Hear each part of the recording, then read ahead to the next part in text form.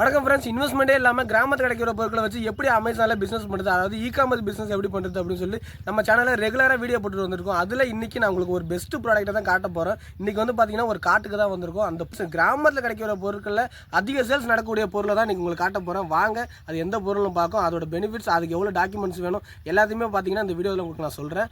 இவ்வளோ நேரம் நான் அந்த ஆவாரம்பூ பற்றி தான் சொல்லிட்டு இருந்தேன். இந்த ஆவாரம்பூ தான் பார்த்தீங்கன்னா கிராமத்தில் நிறைய இடத்துல கிடக்கும். உங்கள் ஊர்லேயும் பார்த்தீங்கன்னா நிறைய இடத்துல வேஸ்ட்டாக கிடக்கும். இந்த ஆவாரம்பூவுக்கு வேர்ல்டு லெவலில் வந்து பார்த்தீங்கன்னா பெரிய மார்க்கெட்டுங்க. இந்த ஆவாரம்பூ பிஸ்னஸ் பண்ணி இது வரைக்கும் இந்த ப்ராடக்ட் செல் ஆகாமல் நஷ்டமானது நான் இது வரைக்கும் கேள்விப்பட்டதே இல்லை.